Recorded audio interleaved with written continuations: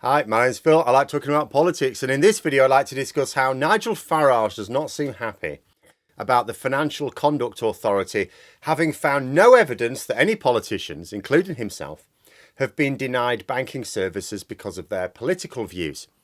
But as well as Farage being a little bit upset, the nature of the investigation may mean that Tory MPs pursue another pointless crusade, further disconnecting them from the voting public.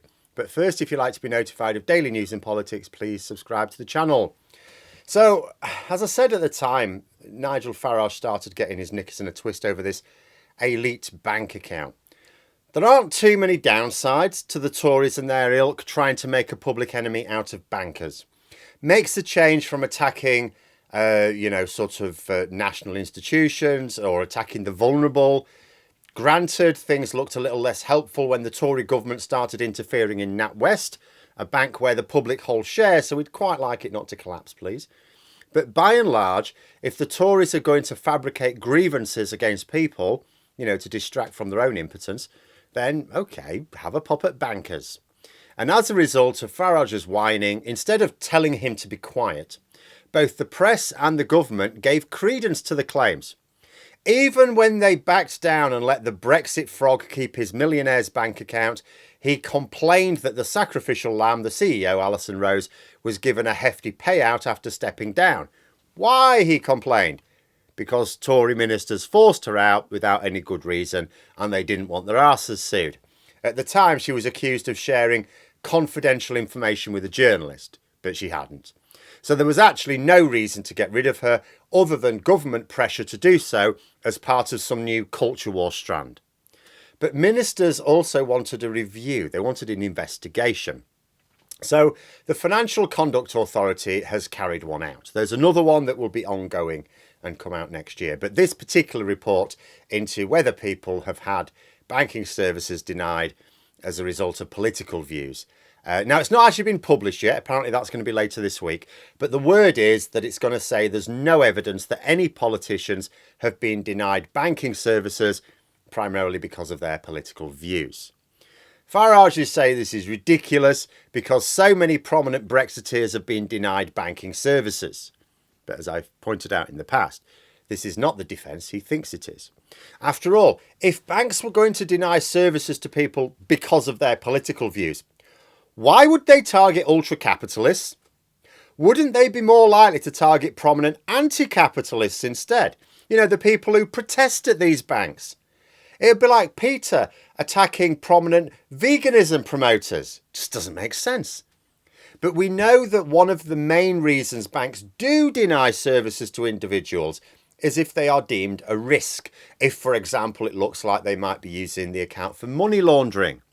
So when Farage points to Brexiteers being debanked, as he calls it, even though none of them have ever actually been denied appropriate banking services as far as we can tell, what he's actually doing is suggesting that there's a particular risk identified by banks with people who were intimately involved in a campaign where it's also known that a lot of Kremlin funding was involved.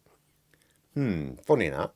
But Nigel Farage is only part of the story, albeit also the root of it. It's the attitude of the Tory government which is interesting. I mean, Nigel Farage does his thing. He's always complaining about something, what does it matter, banks or Brexit, right? But the Tory government, their attitude's interesting.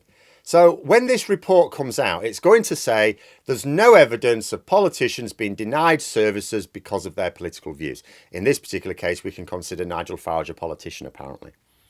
But absence of evidence is not evidence of absence.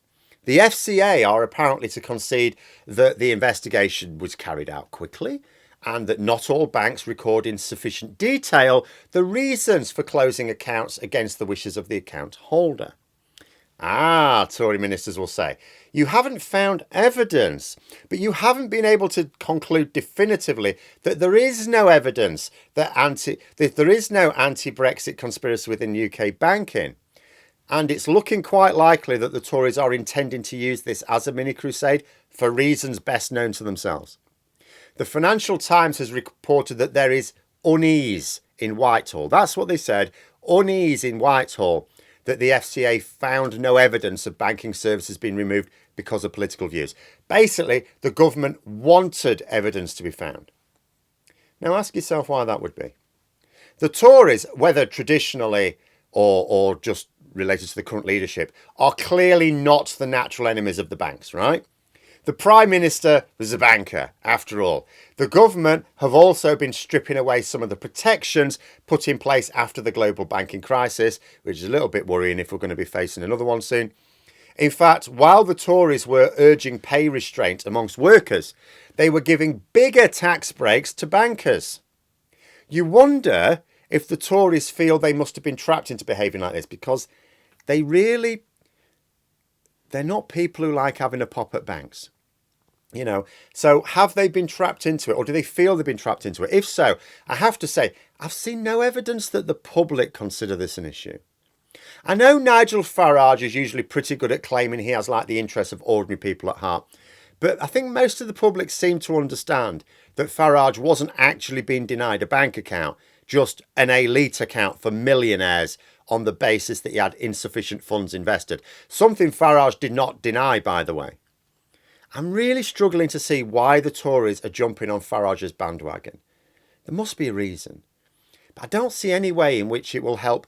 It doesn't butter him up to not oppose them in the general election. I could understand that if they were going to go, Nigel, mate, look, we'll scratch your back, you scratch ours. You don't campaign against us in the election. I could understand that, but I don't see it. If Reform UK do actually stand candidates against the Tories, as they're claiming they will, although they did do that last time and didn't, but if they do this time, I see no way in which Farage doesn't at least offer them his support. Do the Tories think it will help them appeal to Farage's followers? I'm not sure how that works, because Farage is still belly aching about it. That means that his followers, those who care about it, will still think something's wrong and would expect the Tories to fix it. They're the ones in government. But how do the Tories fix a problem that doesn't seem to exist? And if they do fix it, do the Tories really think that those Farage followers will care? They'll go, oh, they fixed the banking thing that didn't affect me in the slightest. I'll vote for them now. It's not a problem for them. Even if there was a problem, even if there was a situation where prominent politicians, the ultra-capitalist politicians, for some mad reason, were being targeted by banks but not prominent socialists, even if that was happening, it's not a problem for ordinary people. Their problem is the cost of living and rubbish public services. All things that their cult hero helps to inflict on them, but they don't see that, but that doesn't matter. They do see the problems for themselves, even if not the cause. I just can't think of a rational explanation for the Conservatives to be getting involved in this nonsense. It's not like they're talking about making sure certain organisations have access to basic banking services, because that's a genuine problem. Some organisations, I've said this before, like our local constituency Labour Party, for example, cannot get a decent bank account. My local gaming club, we can't get a decent bank account. We can't get one that will allow them to take electronic payments. It's absolutely mad. There's absolutely cases where organisations struggle to get basic banking services, but not individuals. There's no problem with an individual having access to banking services, because, it's guaranteed in law. As long as you don't engage in money laundering or funding terrorism, it is a legal right. It's an EU law, as it happens, that we retained. One of those EU laws that Farage continues to argue we should drop, Is Rishi Sunak really going to have his ministers banging on about banking services when not one single target voter has a personal problem with it? While Labour are talking about the economy and healthcare and education and housing, do the Tories really want to make it even easier for Labour to paint them as badly out of touch for focusing so much effort on the confected banking travails of multi-millionaires, while ordinary people's only problem with bank accounts is that there's no money in them? Seems to be an interesting strategy. Rishi Sunak is already vulnerable on the being incredibly wealthy while telling other people to hold their nerve shtick. For Labour to be able to say, oh, look, the only things he really cares. Oh, schools falling down, not a word from the Prime Minister. Oh, hospitals falling down, not a word from the Prime Minister. Oh, you still can't afford food, not a word from the Prime Minister. Oh, multimillionaire has a bit of a problem with a bank. All of a sudden, he thinks that's a major issue to get involved in. It's out of touch.